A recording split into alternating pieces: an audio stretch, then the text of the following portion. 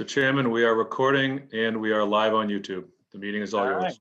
Right. Good morning. Welcome to the September 22nd meeting of the White Cliffs Committee.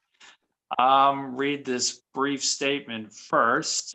Pursuant to Governor Baker's March 12, 2020 order suspending certain provisions of the open meeting law, GL Chapter 30A, Section 18, and the Governor's March 15, 2020 order imposing strict limitation on the number of people that may gather in one place, this meeting of the White Cliffs Committee will be conducted via remote participation. No in-person attendance by members of the public will be permitted. All right, with that out of the way, we're not going to be taking public comment today. And I think the next thing I need to do is just go through a roll call. So I am here. Norm, are you here? I'm here.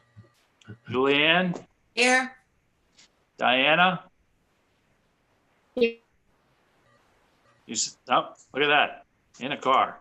And Tom? Here. All right, looks like we have everybody. The first order of business, just to get out of the way, is to approve the minutes from the September 3rd meeting. Does anybody have any questions or comments about those meetings? Minutes, not meetings. We know what you meant. Looks like Julianne has a question. Yeah, Todd, I didn't really get to review the video because I had a couple of questions about it. So do you mind if I'm not prepared to approve is what That's fine. If we don't, I don't see a particular urgency, so we can postpone that. Anybody have any objection to postponing it? Nope. Nope. I don't think that's going to require a vote. So with that, I think we can just go on to the main event. And that's the presentation by DPVW.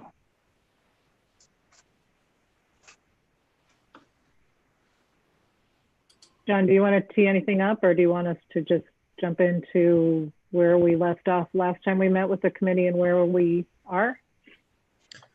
Yeah, sure. So we have received a draft, which was distributed on Friday, of the final report. First of all, I just want to state, and I hope you found this too, the report I thought was excellent in terms of the information being compiled and brought together in one spot.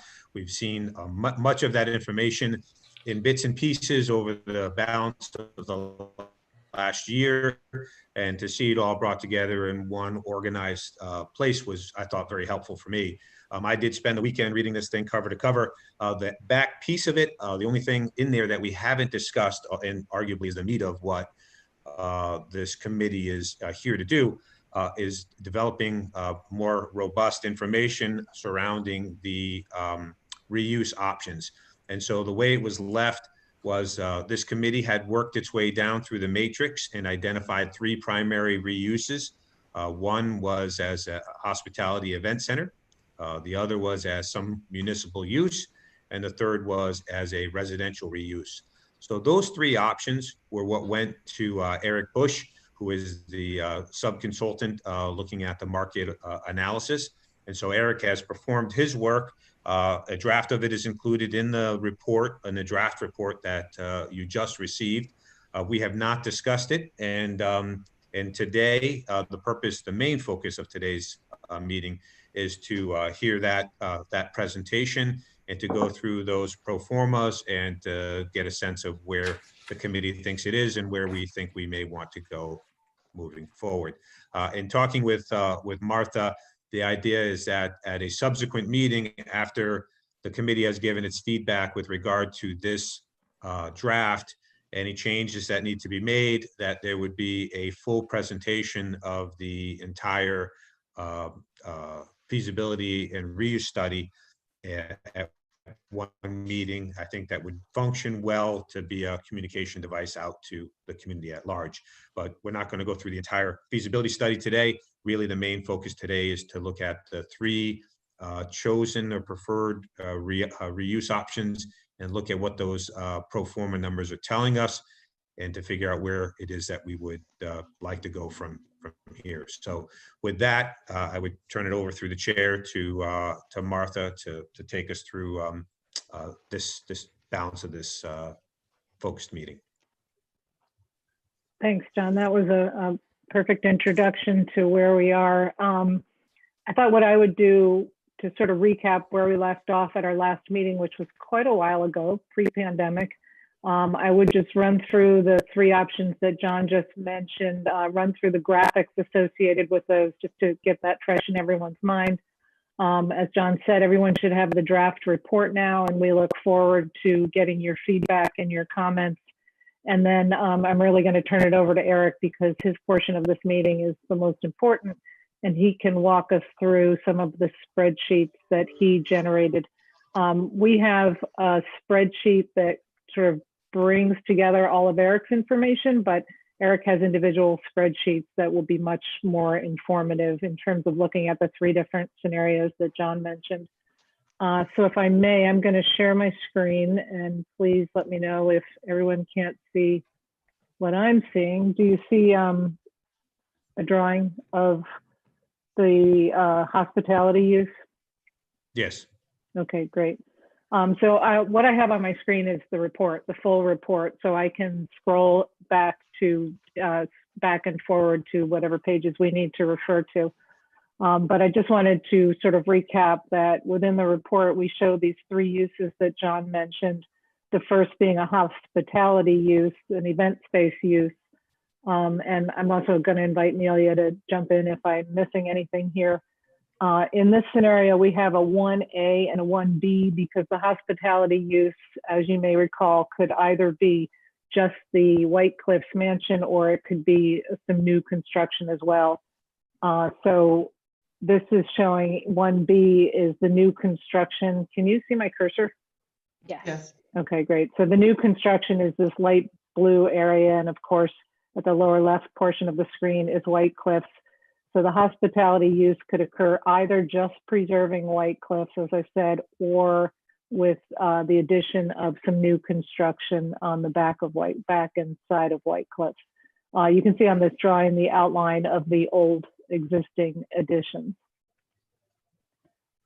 And the upper floors would be used in various ways to support that event space use. And because of egress, the third floor becomes quite challenging. So that would more be of a storage use as opposed to occupiable space. What that could look like in 3 dimensions is, of course, the White Cliffs is being preserved, and then there's some sort of new structure that would be a large sort of ballroom / event space. But the design of that would be determined at a later date. But just volumetrically, this is what it could look like. The second option that we explored is the municipal option, which again preserves White Cliffs and then involves quite a substantial amount of new construction. The size of that new construction is entirely based on what the town needs for a new municipal building. But again, it would preserve White Cliffs, and some White Cliffs would be used to support the town hall function. So there could be some office space and meeting space in White Cliffs, but then a substantial amount of new construction that goes with that. And again, the third floor would be used for storage space primarily. Again, volumetrically, here's the size that would represent and potential locations, sort of siting and volumes of the amount of space that would be needed to support a new town hall at the White Cliffs site. And you'll see that as Eric goes through his numbers, the square footages that are represented in these diagrams are what Eric based his numbers on. The final option that we looked at was the residential option, which would require some units in White Cliff, and then in a lighter red color here on the site, you can see that there could be 5 multi-unit buildings in conjunction with residential units and common space in the main building. So there would be common space on the first floor in light blue, some support space, and then residential units above. And we did not do a sort of volumetric study of what these residential units would look like. We just came up with total number of units that this represents. So with that, unless anyone has any questions about these diagrams, then I'm going to turn it over to Eric, and I can well, I guess first, does anyone have any questions about these diagrams before I turn it over to Eric? Eric, would you like me to scroll down to, Sure. Actually, if you want to just start at that market feasibility analysis page, we can kind of speak to the approach before getting into the. Well, thanks, Martha, and it's great to see everybody. I know it's been a while, probably February time since we last saw each other. So with the options that Martha just outlined, our approach to apply some market feasibility to this, some numbers to it, really from top down, was to look at a couple steps. One, if you recall, in one of our meetings, we had presented a series of market data points. So especially as it relates to the events, we looked at other sort of comparable historic properties that were being used for events, primarily social events. And we had talked through a number of sort of the precedents out there, scale of events that would be allowed based on number of attendees, and looked at a series of price points. And it was fairly narrowly focused on just the events. And we'll talk about that more as we advance through here. So we did the market data on that side. We also looked at retail and office space within the market, what was available, what was rented. A fairly high level survey. This wasn't a full-blown, quote unquote, market study or appraisal, but we gathered a bunch of information. Some of it's included as exhibits to this report.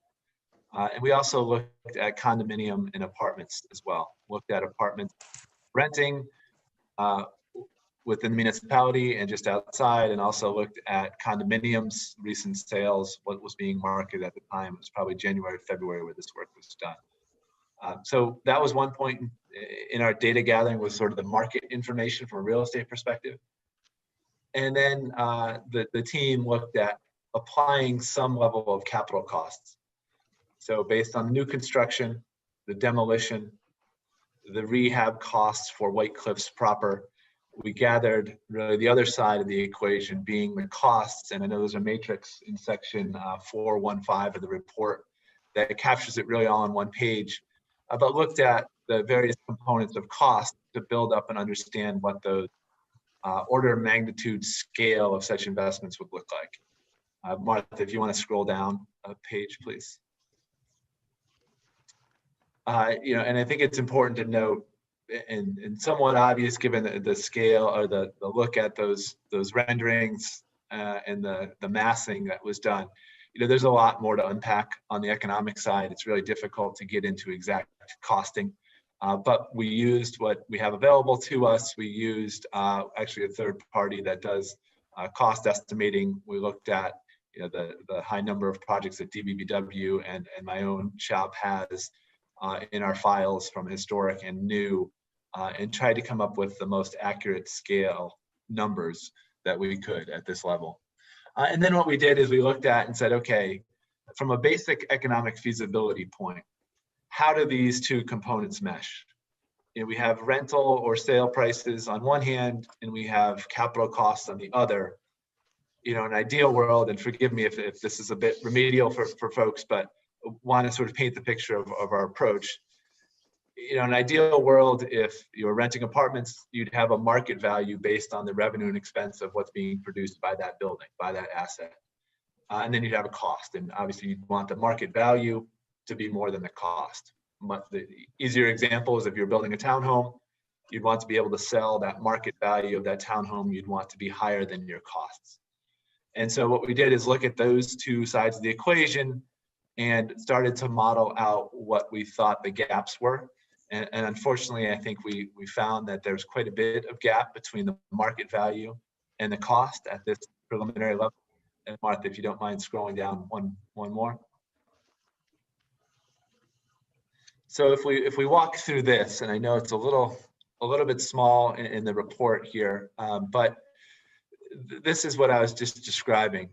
This is a roll up of what we thought the uses of funds or the budget would be based on carrying the land and building costs from the historic perspective. So what was paid for the parcel, an estimate of demolition costs to take care of essentially the additions that were added to White Cliffs. We have a number as a placeholder for site improvements. This is one of those things as it moves forward, it would need a lot more scrutiny, looking at exact utility, exactly how things have to be done, grading plans, et cetera. But this again was based on comparables and by looking at the site. We had building costs, which that when we have rehab in parens, it's really associated with White Cliffs proper. Soft costs being anything from architectural, engineering, legal, financing, carry costs, all of those items that are not sticks and bricks are those soft costs. And we used a percentage, and this is one of those items that we will refine in the final report. I used 28% of hard costs. In section 415, we use 30, so we're going to make those two match. But these are real costs for a project, and this is based on comparables and experience. And then we carried a contingency. If this was going out to market to be financed, there would need to be some level of contingency on all costs to bring in bank financing. And at this level, it's always a good idea to carry some contingency for those unknown items. So with all those pieces put together, we thought from a capital side that this would roughly be a $12.8 million investment. And then what we wanted to do per that feasibility discussion is look at, okay, on the offsetting side, if there's a market value to be determined by what's being created here, there are some standard and some benchmarks of how much debt you could potentially bring in to help offset these costs. So we looked at those two pieces and tried to back in, okay, what would those sources of funds?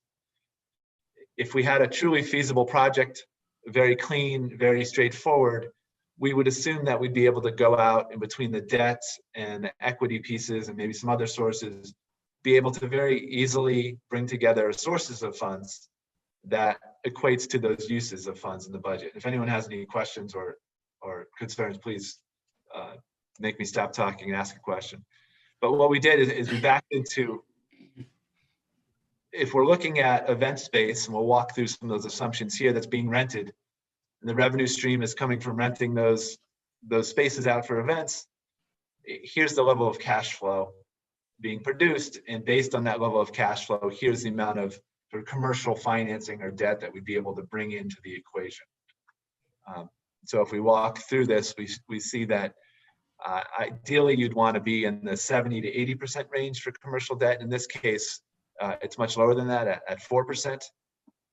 So it leaves up a bit of a gap here to sort of be figured out, which is the funding gap of 10.4 million. Again, these are all order of magnitude numbers. But what we're seeing here, and I think this is what we talked about in back in February timeframe, just the pure level of investment for renting out spaces over the course of a year, given rental rates and rental rates only, leaves it a bit short from a feasibility standpoint of being able to go out in the market and raise enough capital to be able to do what needs to be done on the building. To continue on, we wanted to point out, actually, if you want, Eric, can I ask a question, if you don't mind? So I just want to make sure I understand this. So under commercial debt, the 560,306 that you're carrying there, that's the debt service based on what principal amount? The $12 million or $10 million or? I'm sorry, this is actually the principal amount. That's the principal amount. That's right. Okay. So, all right, that's the principal amount of debt. I guess what I'm trying to get when I looked at this is so the funding gap you have at $10.4 million. So that basically means some other funding source, the town or some other funding source needs to come up with that amount in order for this model to work. That's correct. Okay. Okay. And I want to, yes, caveated with what we're going to talk to next is really, this is a fairly narrow focus on saying this has been built and it's being the only revenue source being the rental of these event spaces. So it's a fairly narrow look at a real estate project, which if someone did this and they're renting those rooms for X dollars per event, this is the amount of revenue that comes off, and it simply doesn't support enough debt to be able to fund the cost. Okay, thank you. So Eric, that $560,000 principal amount, perhaps this is what you just said, but I'm going to say it in layman's terms. The $560,000 principal amount is based on what you think the building can generate as event space. And then the gap is the 10,475. Is that correct? That's correct. So if I can back up a little bit, and this might help clarify, because I know there's a lot of numbers on a page, and it's confusing if this isn't your business that you're in every day, and I apologize for if I'm using verbiage that doesn't make sense. So yes, if I took this project, a $12.8 million budget, and my business plan to rent these spaces, essentially the next page, but if you'll hold on this page for a minute, into X bank, and said, I'm looking to borrow money, I'd love a construction loan based on this project. What they'll typically do, among other things, is one, they'll appraise the building based on this use and understand from an appraisal standpoint what that building would be worth when it's complete. But what they would really look at as a gating factor here in sizing the amount of loan they'd be willing to lend is they'd look at the revenues coming off year over year of the building. They want to understand, a lender wants to understand, are you generating enough cash flow to pay for the debt service? And so our limitations here on debt are this, what's referred to later on in the work section as a coverage ratio. Is there enough income to pay for the interest essentially of this loan? And so we're limiting what we're showing here as supportable commercial debt, supportable loan, based on the amount of income, which is just not high enough to pay for the $12.8 million in improvements. So again, commercially financed, going out and saying, this is what we want to borrow to do this project. Order of magnitude, everything with all the caveats we've talked about, that bank is not going to likely come back and say, yes, we'll give you $10 million. That bank is going to come back and say, we'll let you borrow $560,000. There are some, and it's not unusual to not have 80% of your project funded through debt. There are these potential gap sources, and we've talked about these prior, but the two key ones would be the historic tax credits. So on the mid page here, we have approximations of significant potential gap sources. We listed both the federal and the state historic tax credit. So these are cost-based subsidies that can be used in this scenario. So if we look at that funding gap of 10.4, based on our assumptions and experience here, we think that there's about 2.4 million combined in federal and state historic tax credits that could help offset that 10.4. So you're starting to kind of climb back into a scenario that it's slightly more approachable from a market financing perspective.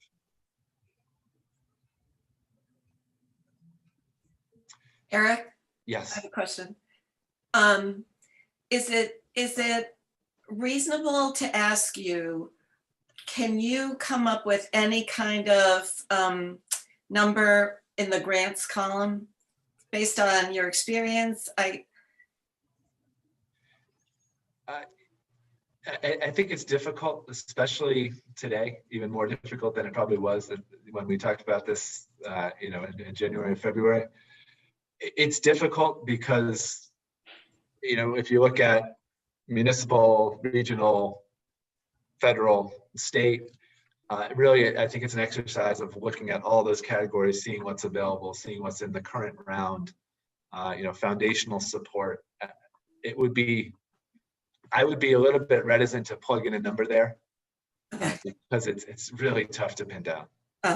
Okay, thanks. And I'm not trying to dodge it. I would hate to get, there's $2 million in grants because we don't know what those are. We could definitely come up with a list of potential sources, but each one requires diligence and discussions. Okay, thank you. And I think the Community Preservation Act is probably the most solid, for lack of a better word, source to look at. There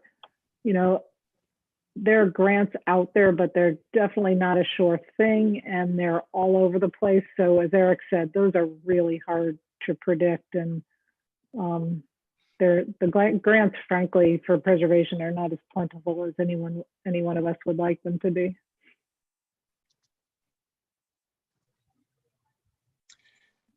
If we, to continue on here, and I think this is an important designation because I hate being the bearer of bad news. This page is not good news, obviously, but I want to, Martha, if you could scroll down one page. I want to make sure that we're clear on kind of what we're looking at here, and these tables, you saw in a presentation previously, but what this is looking at purely event space. So this is restoring the building, taking off all the new additions, the site work, a lot of the heavy lifting from a budget perspective that needs to be done to restore this into kind of the beautiful setting.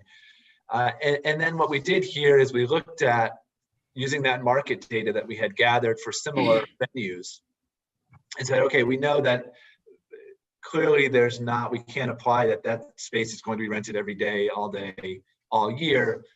So we use kind of the standard approach of saying there's peak season and there's off-peak season. I won't bore you with with walking through this in detail, but we looked at if we thought that Saturdays in the summer in this great venue would be 85% utilized, where we thought in the off-peak season, Monday through Thursday, there's going to be very minimal use. So what we wanted to do is really try to paint a picture and put some logic behind how do you project this top line revenue source that we're basing our loan and everything else off of. And that's what this denotes. It's looking at an average rate of 4,000 during the peak and 1,200 during off-peak. All of these things could be challenged. They need to be refined, but this is really based on all of those comparable settings that we looked at. And I know Martha, Neely, and I went back and forth on these numbers a little bit. They would be defined by amenities. They would be defined by all sorts of things that are not fully defined yet. We thought that these were good placeholders based on the information available. And these are our sources for coming up with that revenue that therefore dictates market value, which dictates the amount of commercial financing that can be brought to bear. The big caveat and the big kind of conceptual point I want to make here is this is just looking at renting those spaces. This is the real estate perspective. Someone restores the building and they're renting spaces out for events. If there's a local catering company or a local event space operator that occupies 6 or 8 different spaces, their business model would be very different. It would be a little bit irresponsible of us, and it would be probably inaccurate of us if we started to really try and model and represent an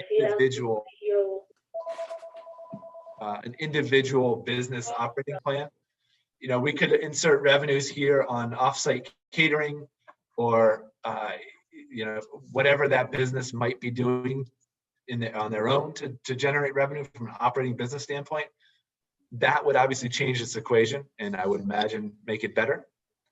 But right here, we're just looking at, here's what we know from rental spaces of this scale, of similar finish and similar setting. Here's about what they're getting. Here's what we think the occupancy and use would be for 125 seated space. And here's the revenue that would be generated just by those events. So I know that's a somewhat confusing point, but I think very important in looking at the event piece. If I'm operating a company locally and I'm paying rent somewhere else, and this is a more attractive option to me, my equation in looking at what I would do here and how I would support this, how much debt I could bring in, would be very specific to my use and my experience in my operating business. In the mechanics here, we did make some assumptions. Obviously, if you're renting spaces and gathering that revenue, there are staffing needs, there are utility needs, insurance, landscaping, things like that, that we know would be operating expenses to support such a business from a real estate perspective. So we included a provision for those, and that's what's in this, this less operating expenses category. Again, each one of these needs to be looked at more fully. This is based on comparable data that we have from existing buildings, from some event space operations from past studies. It's far from perfect, but a good placeholder for those expenses that we know we'd have to pay. So, taking away the top line revenue, we have to pay some expenses to keep operations going. And then we're really looking at what cash flow is after we have to pay those expenses. So if we scroll down slightly, Martha, this is just showing the work essentially to say how much debt could be supported. And I actually teach development and finance to graduate architects students at Roger Williams, and this is the kind of thing I walk through with them, but I won't bore you with what all this needs. I'm happy to talk about it. But we're assuming basically some standard loan terms from the market and using those to apply to our revenue stream to figure out that market value. And the following table here is our approximation, the work showing the approximation on the tax credit pieces that I spoke to earlier. Are there any questions on this before we move on, or concerns? Tom, I see that you're muted.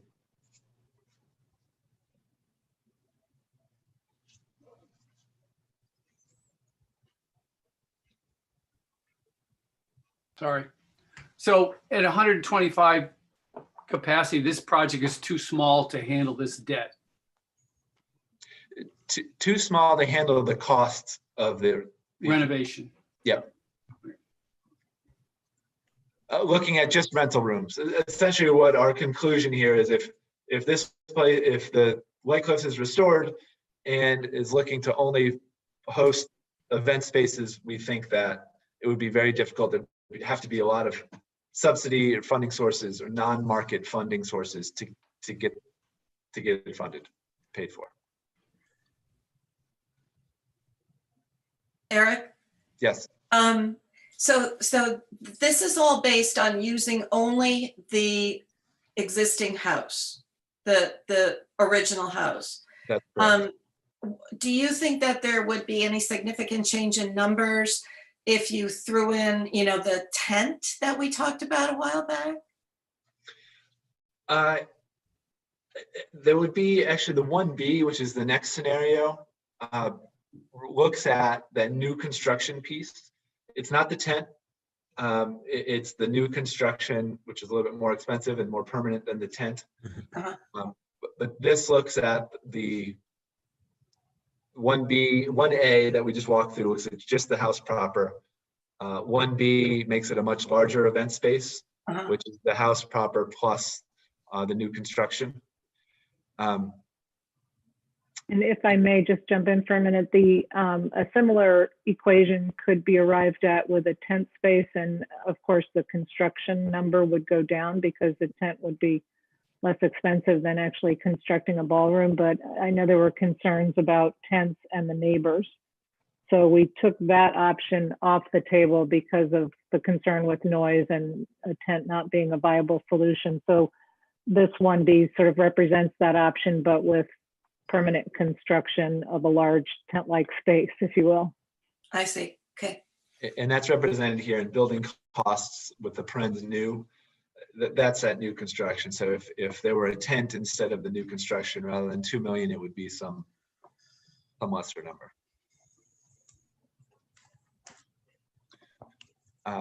If we kind of walk through that same logic here on 1B, again, order of magnitude, very conceptual, still looking at essentially the same market data, but we looked at bigger spaces and what their revenues and fees were for event space rentals.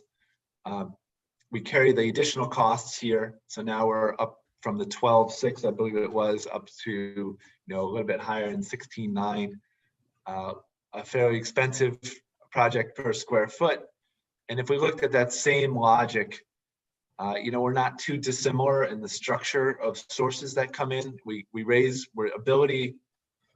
Our ability to bring in construction debt is a little bit higher because we have higher revenue stream, but unfortunately our costs are also higher. So percentage wise, we're not too dissimilar from 1A in looking at the amount of debt versus the funding gap that's necessary to fill. Again, on the subsidy side, you might notice that the tax credit numbers look very similar, if not exactly the same, to the 1A. Those tax credits only apply to the historic rehab. So as we add new construction to it, there aren't additional dollars coming in from those tax credit programs. So that's why the subsidies kind of stay the same while the project gets larger. I do have one question. When I'm looking at the building cost for the new building cost, would that new building be completely isolated in this? I know it's connected to the, excuse me, the mansion, but will it have its own kitchen, its own restroom facilities? Will it be its own unique capability, or will it rely on the mansion for some of that? We had laid it out in a way that it has a new commercial kitchen and it has some bathrooms for the tent. There are also some bathrooms in the historic house, but it could be a standalone with its own kitchen and bathroom and entrances, of course. Thank you. Question through the chair.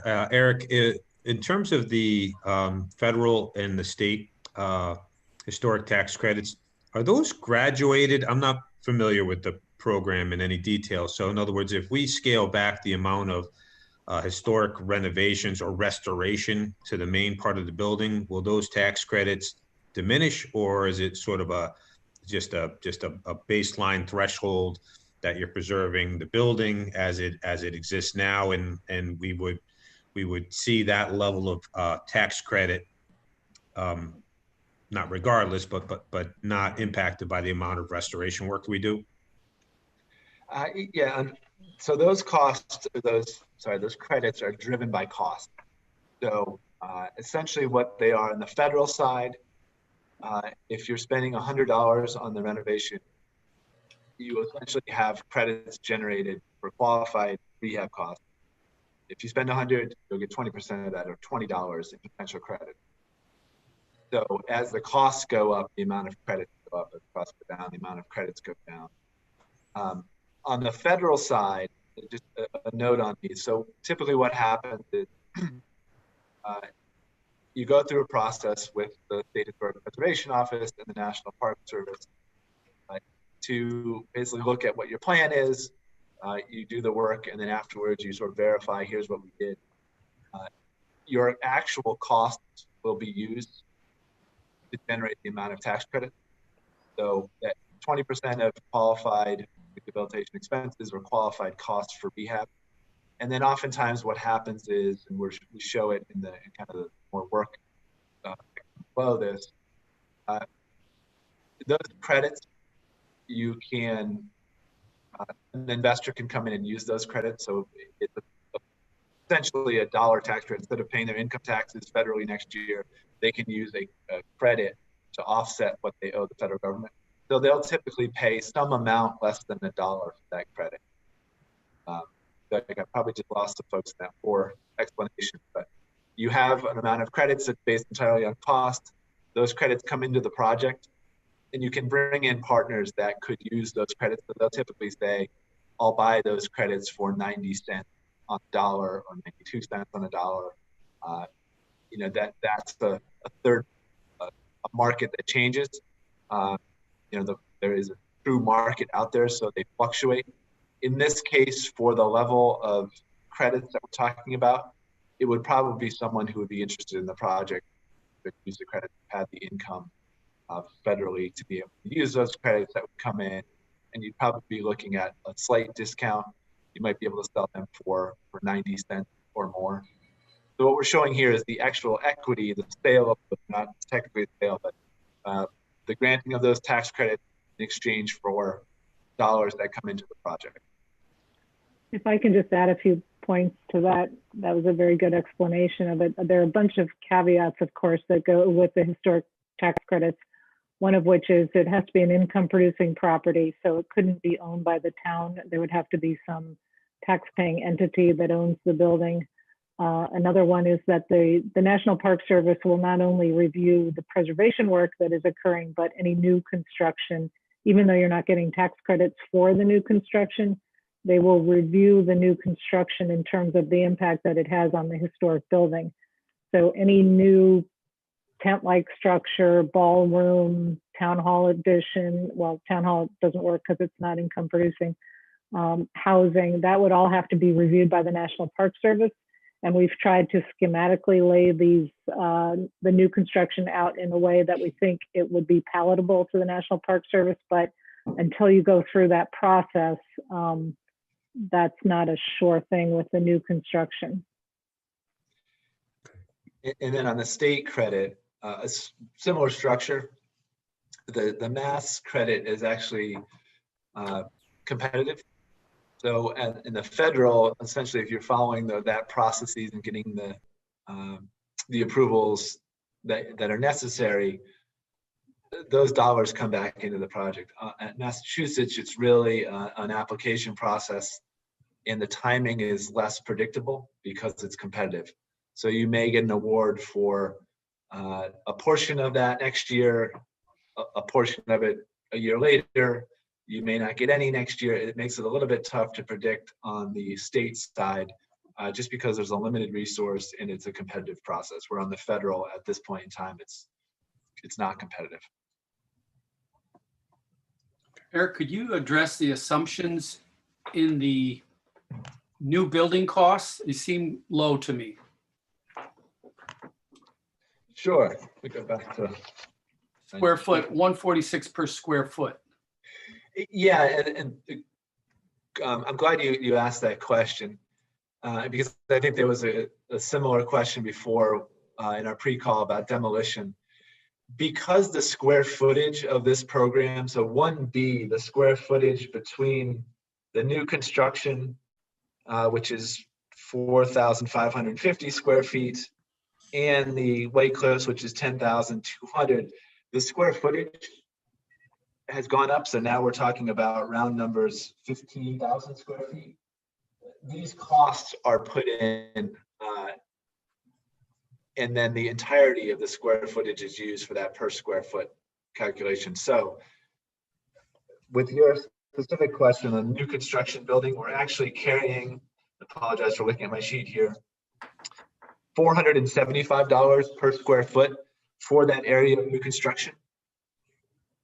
It's just when we put that $2 million into the entirety of the square footage, it dilutes that per square foot number down. Does that make sense? Okay, so you blended the new and old structures in your square footage. Yeah, that per square foot is a consistent square footage to every, so you'll see, if you go to the previous example, 454,000 for demolition, for example, that number is consistent.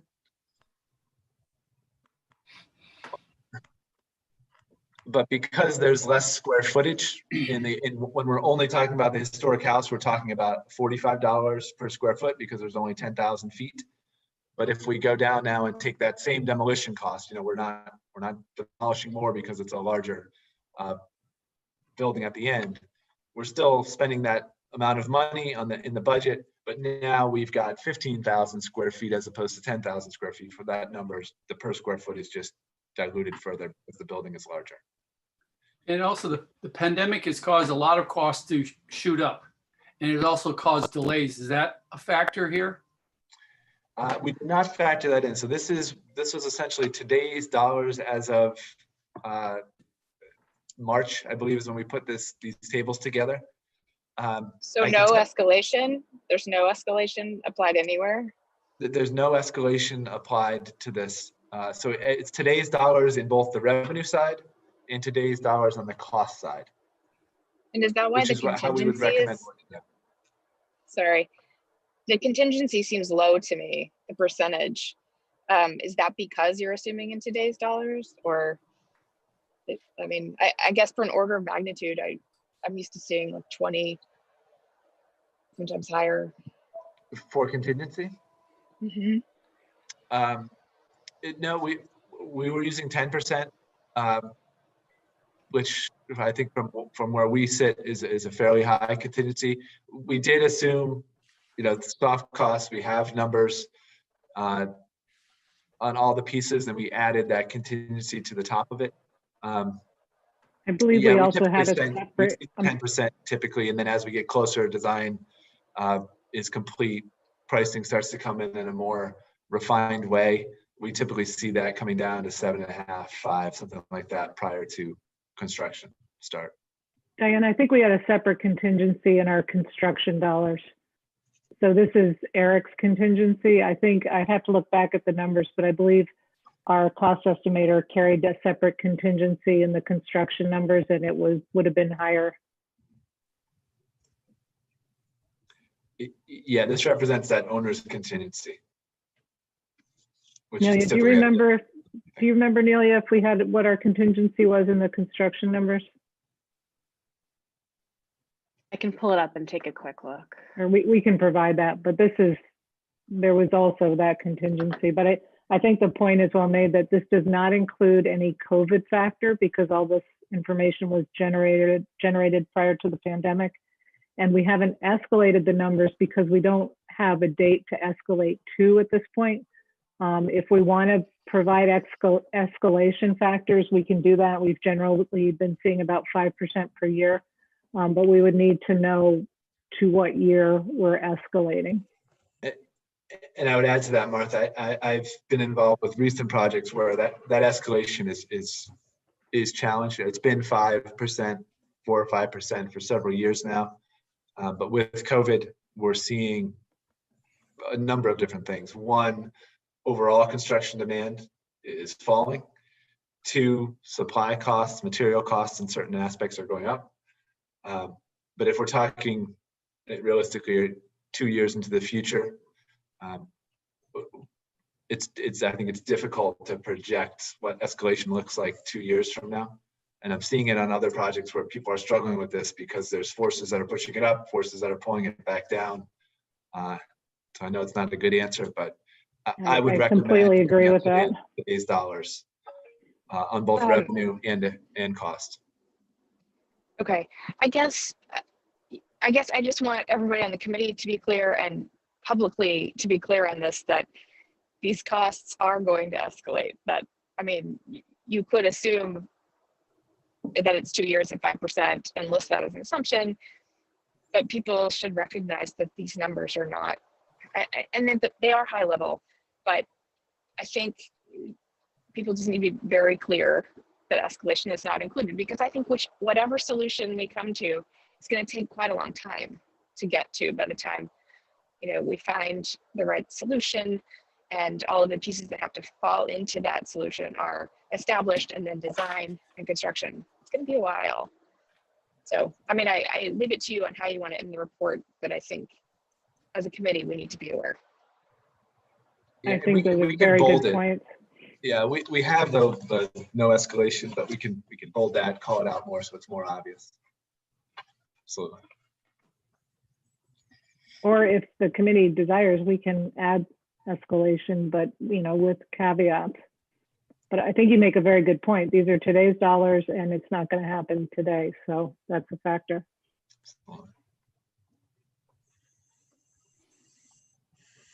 I'll pick up the pace a little bit, but Martha, if you don't mind going down one slide into the 1B assumptions, essentially the difference here being it's a larger venue, there's more flexibility, how the spaces break down and how they're used will clearly factor into the average rates, but we looked at spaces of about the same scale and came up with slightly higher numbers on the average rates.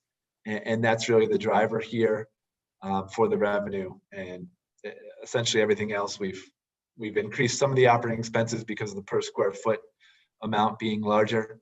But essentially it's the same process of looking at what those rental spaces rent for and using that as the primary and only revenue stream. So Martha, if you don't mind scrolling down into, this is a little bit more straightforward. This is option 2, which was the municipal use.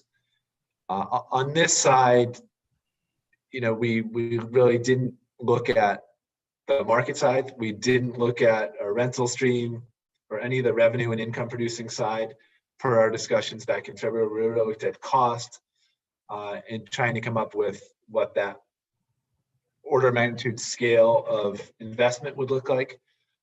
But we didn't go through an exercise of looking at rental income because we assumed it would be publicly financed and that this wouldn't be, wouldn't be a sale and lease back. It wouldn't be anything like that. But so it's a little bit more simplistic in the feasibility. It's really a scale cost. Also, because of the income producing nature, we blurred out the potential to use the federal historic tax credits. You need a taxable user to be able to use those credits.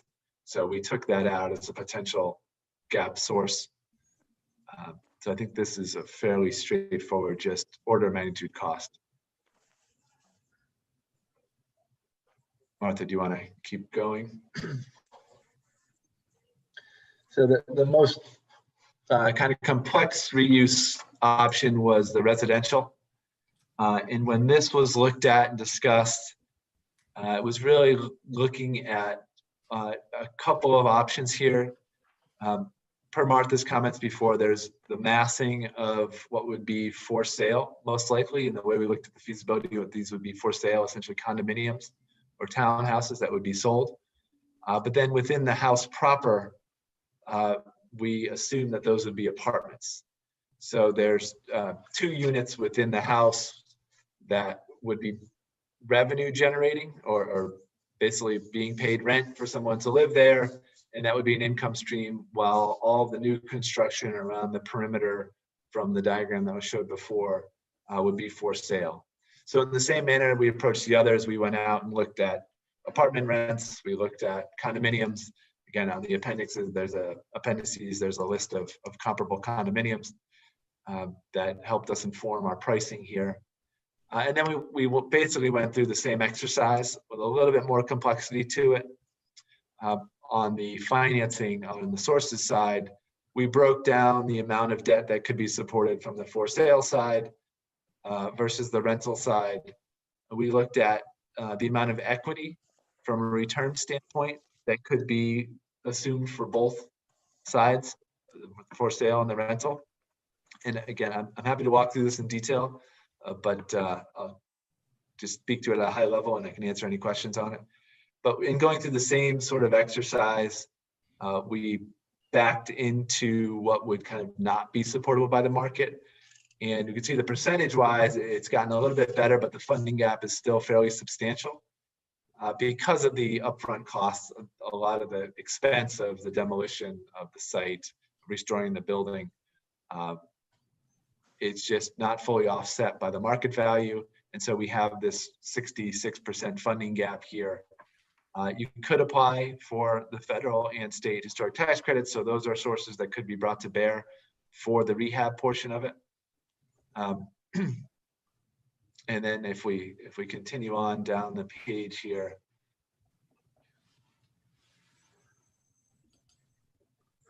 this is a lot of the backup work.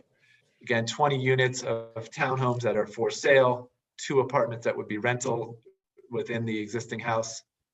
We looked at the gross sales price for these condominiums being $380,000. Again, we can argue it depends on finish levels. It depends, just making sure sort of our construction and our revenue side are somewhat equivalent. It would depend on amenities. It would depend on many things. But we thought 380 based on the comparables was a fair number. We took out some sales commissions as we moved down the center of the page here. So we looked at order of magnitude. We thought the sales proceeds from selling these condominiums would be about $7 million.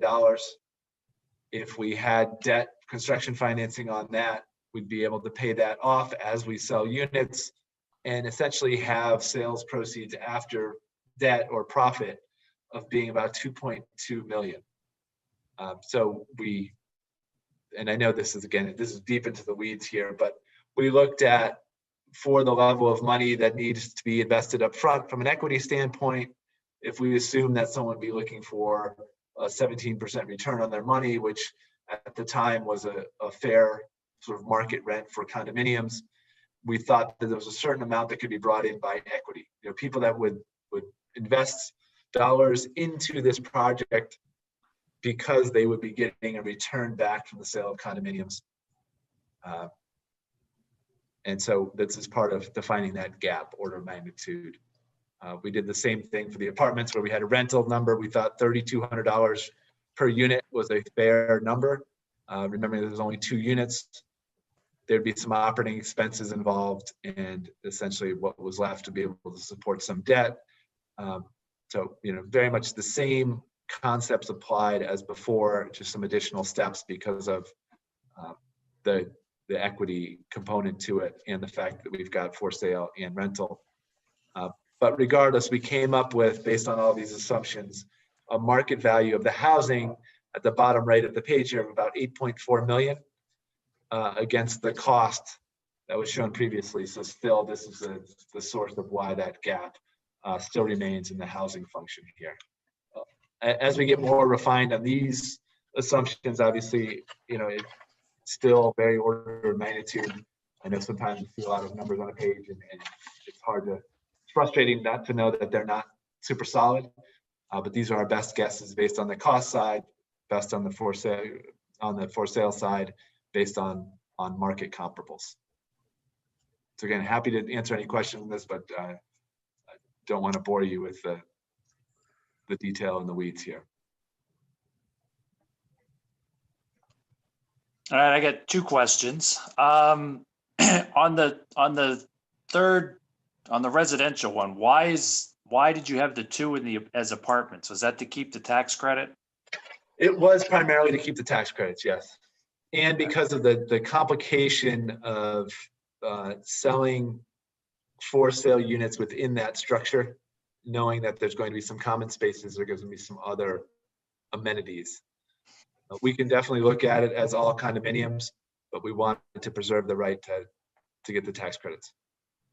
And one way to do that is to sell the condominiums, and then the condominium gets leased by its owner, and that owner can take advantage of the tax credits. So again, they have to be income producing in order to qualify for tax credits. But if you wanted to sell them outright, they could be then rented and the tax credits taken by the condo owner. Okay. The second question was, is there any benefit to blending options 1A and 3 so that you break off the piece so that you build those residential buildings in the back, but you have the primary building be on its own parcel, and then that is used as the event space? We did talk about that, and we explored that option a bit. The challenge with that is that by having an event space on site, front and center, that can actually diminish the value of the residential units because of all of that activity and potentially noise on site. So in this scenario, we have public spaces, common amenity spaces in the house, but not necessarily rental spaces to the outside public because of the activity that would generate, which would probably be perceived as a negative in terms of marketing those units. But it could certainly be, the spaces in the house could certainly be used for small events by people on the property. So just to clarify, it could, the basic house in this model could only be used by the people in the apartment or the condos, but the residents of the town would have no use of the original building. It's really up to how you want to structure this. If you want to reserve the right for town use, that's an option. Okay. But in terms of looking at revenue generated by large events, that's where we saw a potential conflict with the residential development. Mm-hmm. Mm-hmm. Okay. Thanks. But is there, I guess I keep coming back to that because it's really up to the market to decide that. I mean, if you were to, if I'm living on Boylston Street in Boston, it's going to be loud and disruptive, right? I guess I'm just, some of those buildings are further back, and can't you screen it and things of that nature? Seems like you're still going to have site issues. Sorry, Martha, go ahead. Yeah, you've got parking issues, you've got, I mean, it's possible to do that. We just thought it would detract from the value of those residential units because people who are buying these condos aren't thinking in terms of Boylston Street, I don't think. They're thinking in terms of being in a bucolic setting next to a beautiful historic mansion. And then if you introduce weddings and big events and parking and music, it's a different formula.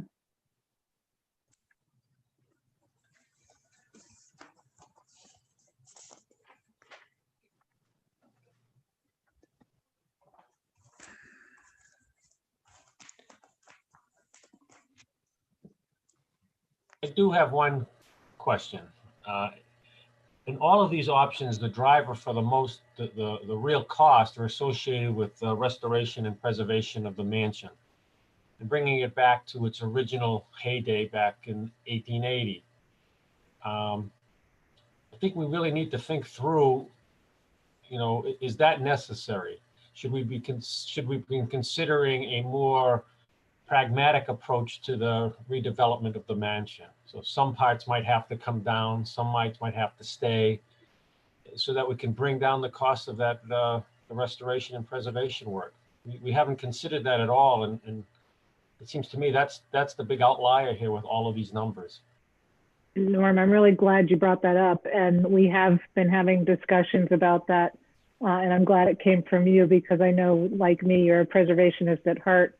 We have been discussing a sort of fourth approach, if you will, which we're kind of calling essential costs and preservation light, if you will. So we had talked with Eric and John and Amelia and myself about perhaps there's a fourth option that's just the essential cost to save the building. And it's a lower number per square foot for the mansion because this is a high number per square foot because it assumes very careful preservation of a very ornate, complicated building. Maybe there's a preservation light approach that has a lower cost per square foot. Maybe it's $450 instead of $650 per square foot. And the pro forma that Eric developed just includes essential costs. In other words, that basic renovation cost, it doesn't designate a prospective use. It includes taxes if there are any, or if there's tax incremental financing that's factored in. It includes insurance and utilities, but just the basics. So it's essential costs and preservation light. And maybe that's a fourth option so that if we are trying to attract people to develop the house, they know what the bare bones approach might be. Yeah, I think it would be, yeah, I agree that would be a number that would be very valuable to have. But with that number, then you would also potentially provide the negative side to that, which would be grants and things like that. If you do preservation light, do you eliminate some of your grant possibilities or other funding possibilities? Potentially, yes. It depends on how light the preservation is. When we discussed this earlier, we talked about the fact that with historic tax credits, you're not actually required to undo changes that have been made. You are required, if you make your own changes, for those to be sensitive and respectful of the historic character of the building.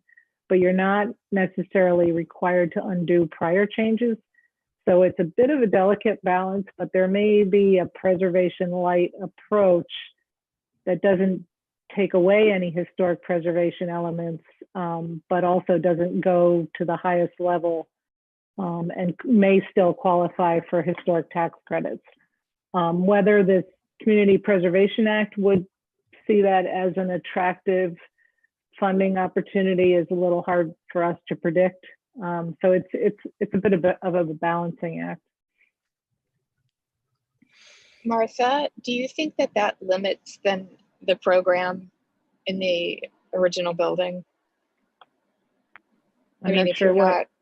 Well, if you know, I know we've looked at we've talked about hypothetically different types of renovation in the house.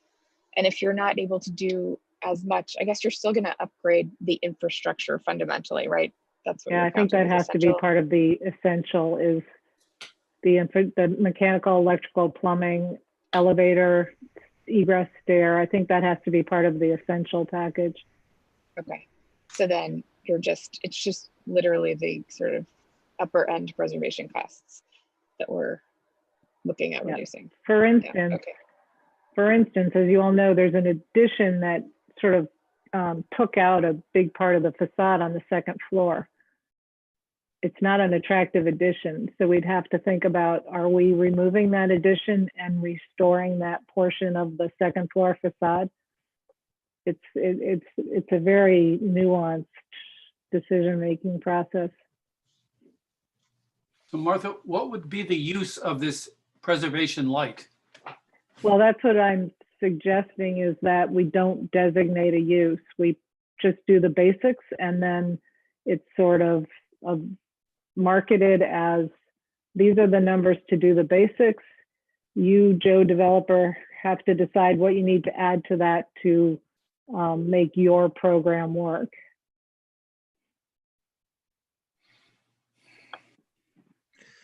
So if I may, just to kind of make sure everybody is really kind of seeing where we are at the moment, these numbers are extremely sobering. So keeping in mind that the town, and this with the assumption of all of these options, that the town through the Community Preservation Committee has essentially subsidized all of these numbers from the beginning with the acquisition cost, the $1.7 million, which is actually more than that because we've spent upwards of 2.3 to 2.4 is the appropriation that we have to work with. And we've put a roof on the building and a couple other things to try to secure the building envelope. So the town is already subsidizing that, but based on the numbers that Eric has put together in terms of what we're looking at in the market, we're looking at another required subsidy of somewhere between order of magnitude 10.4 million and 13.9 million. So I think the committee needs to be very open to somewhat radical other approaches, because basically all of these options as outlined would require the town in some form through the CPC and or general tax dollars to come up with, again, somewhere between 10.4 and 13.9 million in debt financing to make any of these models work. And that, I think, is a very difficult sell. So the idea of trying to come back and look at preserving the streetscape. So what do you see when you look up the road at the building? And as Norm pointed out, realistically, backing away from any concept really of trying to get this building back to its former glory and remove the paint. And I just don't see those things as being anything that we're realistically going to be able to do. So if we come back to, when we acquired the building, one of the things that we needed to do is we needed more time to go through this process, which we've just are about to complete here, and get this information. The numbers are big, and as Diane pointed out, is these are today's dollars. We're looking at least 5% cost escalation for a minimum of 2 years, so that's going to add significantly to this. So it's difficult to see a viable avenue based on these pro formas, and the only thing that I can come up with or think of is, again, trying to put something out there that preserves that streetscape and is realistic about very, very limited restoration work, and really just trying to preserve essentially what is existing now. And I'm not even sure what that would look like, and whether or not we would find a partner in the private sector that would be able to make that work.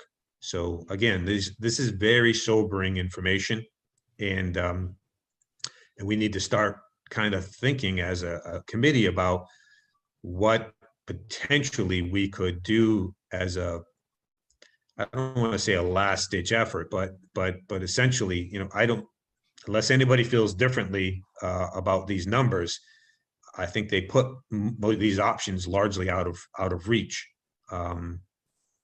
So again, trying to get back to a scenario whereby, the town and the CPC, or the town through the CPC subsidize the acquisition. If we get into some sort of a long-term lease for $1 or minimal consideration, and find a partner who is willing to put money into the building with limited historic restoration to get it just economically viable to be reopened. I'm kind of seeing that based on this as a best case scenario for us as we sit here.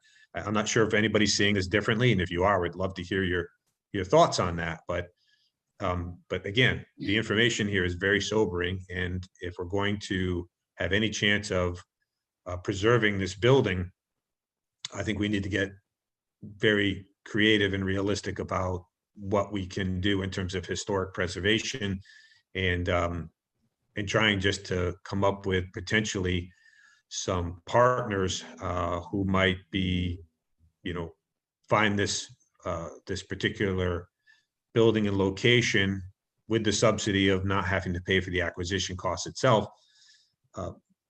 finding some way to put this together.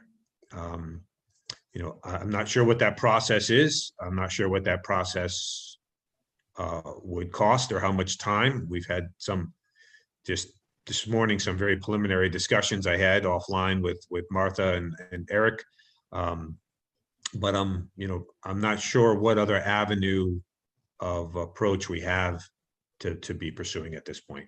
Again, I'm open certainly to anybody's thoughts, but these numbers are very, very sobering. I don't foresee us going back, or I'd have a difficult time going back to town meeting asking for another 12, 13, 14 million dollars to preserve the building, in addition to the 2.4 that we've already appropriated to save the building and put it on hold while we go through this process. So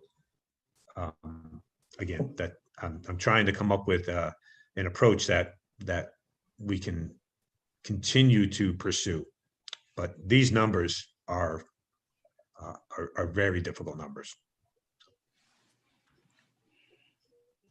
Yeah, I tend to agree. I mean, the concern is, from what I'm hearing, is that the $10 to $14 million gap is actually on the low end based on everything that we know now. And, we're starting to approach school renovation building numbers, and, a lot of people are going to get the benefit of a school for that money. But, we would be asking the town to pay this money when very few people are actually going to see it or benefit from it.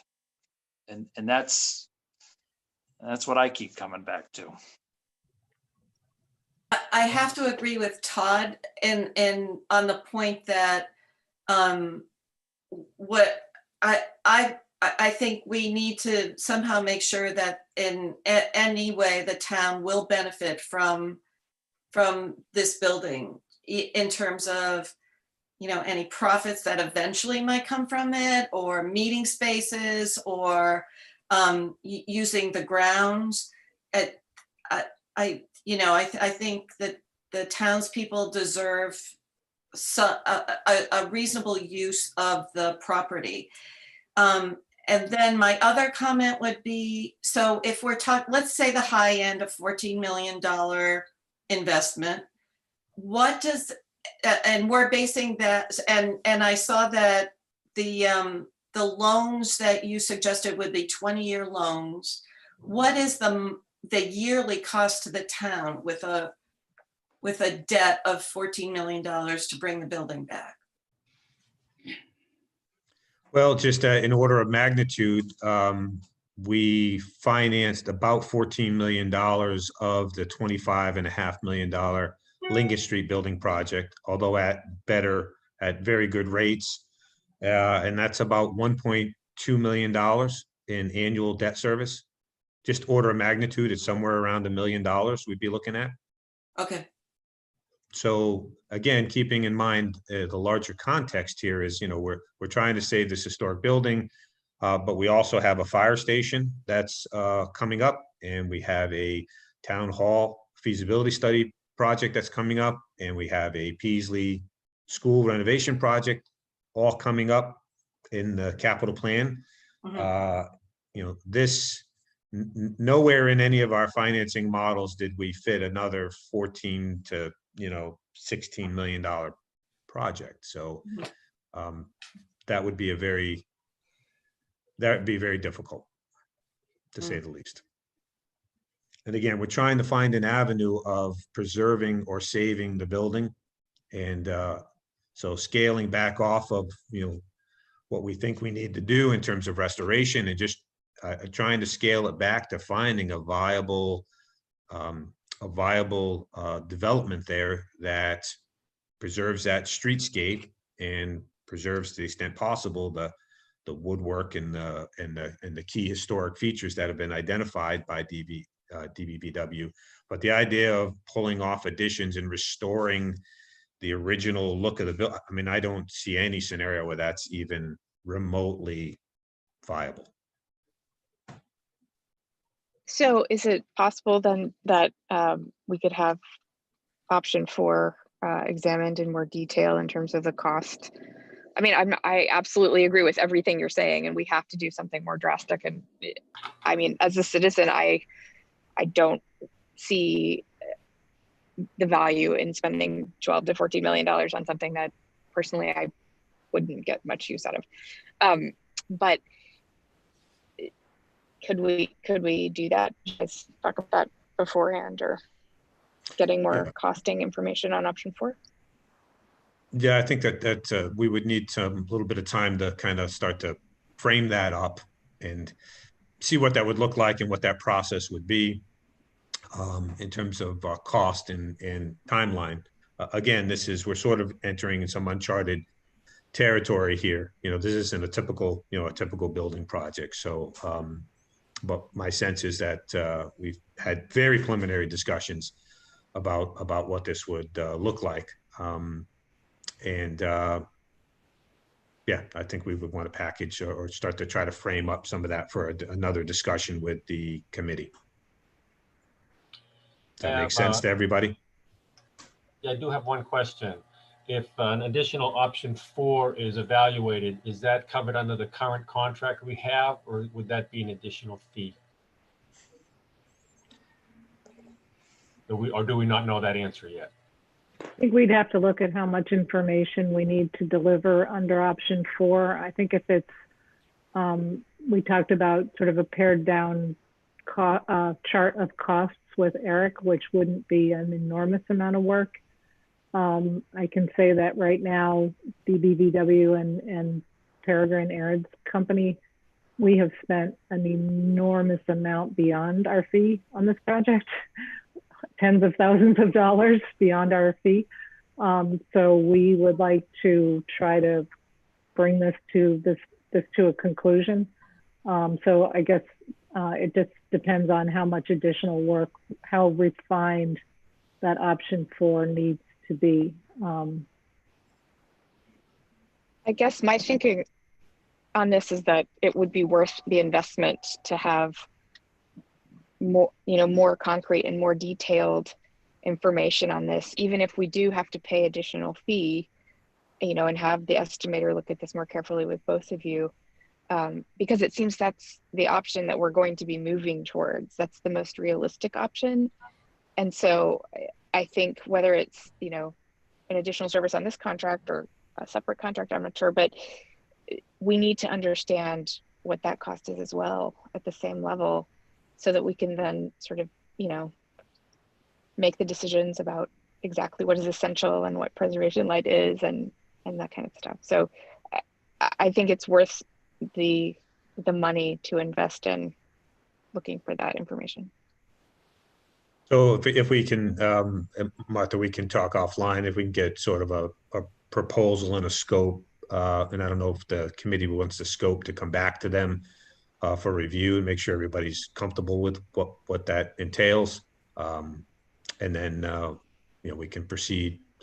We can proceed accordingly. Remember, this is really the kind of the first step in this option here, which would be to kind of package up what this would be, and then we'd have to actually go through the process. And we'd need a little bit more information in terms of what that looks like, in terms of, do we hire somebody to put an RFP together to market the facility and to see if there's interest in ultimately in potentially issuing like a request for proposals of somebody who would be potentially interested in participating with us in this option. So the first step is, I guess, we need a proposal and a scope of services, and then we need to kind of map out really there's the cost, the timeline, and how we would potentially get there. Does that make sense to everybody? Yep. Do you have a timeline in mind for that further exploration?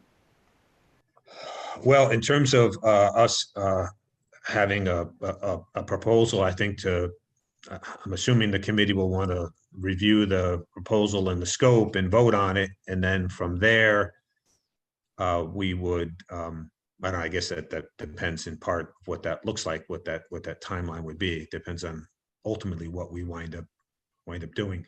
Just keeping in mind, everybody, we're kind of at a crossroads here of determining the direction that we're going to go in with this project, because we either, do we need to go back to town meeting and seek additional funding to do something else? We need to also decide, that we have the money to put into pursuing this, but we probably don't want to put more money into restoring the chimney and some of the other work that we've contemplated until we know clearly that we have a viable option to pursue.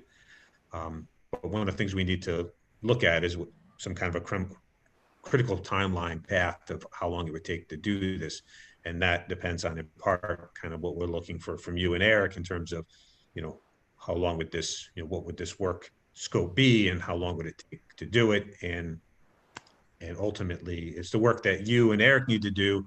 But then also, when we have that, if I'm understanding the process correctly, then we may need even another phase to go out and have someone help us market the property under some framework or terms and conditions.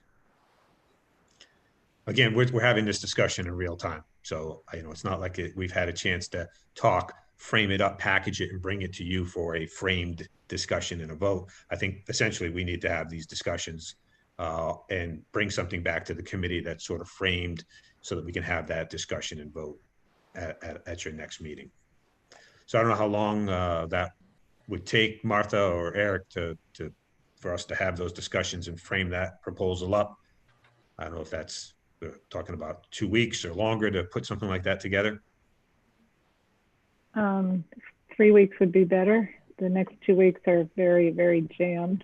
I would also request that if we could get comments on our draft report by a certain date, then we'll know that we can at least incorporate those and sort of complete that report. We can always add this other chapter, but I'd love to be able to complete and close out the report that we're already under contract for. Right. So if we could maybe get comments by 2 weeks from today, if that's doable. Okay. I don't have my calendar in front of me because I've got all this other stuff on my screen, but then I can, John, you and I and Eric can talk about a proposal for this sort of fourth option scenario. Okay. So, all right, just so I'm clear. So you want to,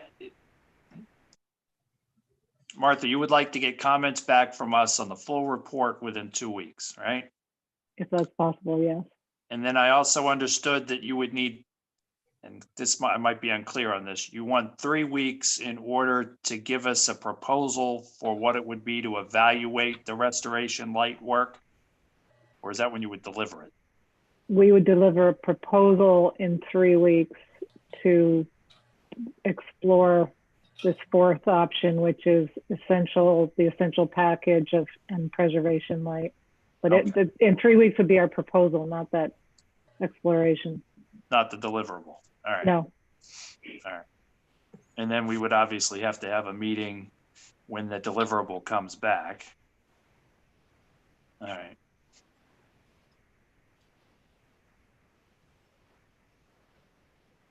I'm okay with that. So then the next step would be to basically have a meeting in about schedule a meeting in about 3 weeks' time.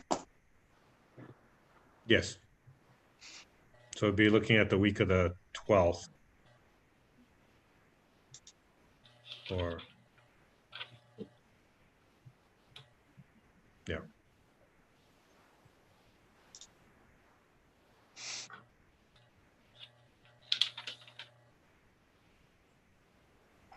Well, I'm available all week except for Thursday at 10. I'll see what my calendar looks like. It looks like Monday is Columbus Day of that week. So the town. How about Wednesday, the offices are closed. 14th? Does that work for everybody?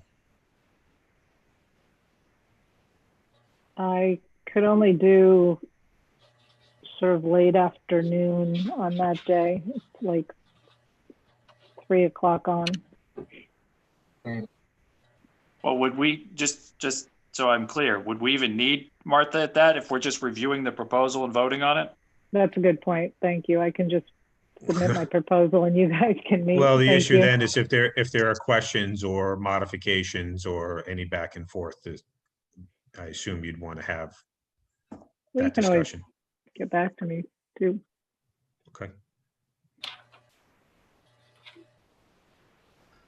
So then back to the 14th, would we look at Wednesday, the 14th at 10 a.m.? Does that work for folks?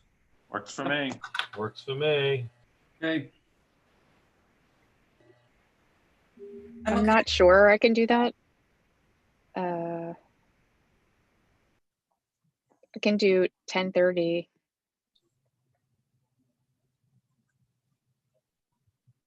10:30 that work for okay? everybody? Yep, Yes. Okay, so Wednesday, the 14th at 10:30? Yep. yep. And we'll kind of review this potential fourth approach and scope and have a discussion about whether or not this is something that makes sense and we want to pursue.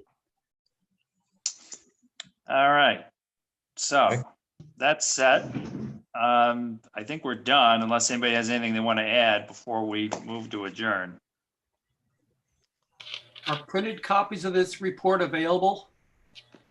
I can print you a copy, but no, as in terms of the draft, I guess Martha's looking for final comments. I guess the comments should come back and filter through probably Todd as the chair, so that, and again, I'm assuming the comments would be, minor corrections, typo type things. If there's anything substantive that needs to be changed in the report, the committee should discuss that in an open meeting. So unless there's just, minor things, those minor typo type things or corrections should be filtered through the chair to the architect. But again, anything substantial or substantive, we really would need to discuss under the open meeting law as a group so that everybody is on board and understands what's happening. Okay. All right. Do I hear a motion to adjourn? I'll make a motion to adjourn today's White Cliffs meeting. I'll second it. All right, let's go through the roll call. Norm, Yes. Julianne, Yes. Diana, Yes. Tom, Yes. and I am voting as favor as well. So we're adjourned. Thank you, everyone.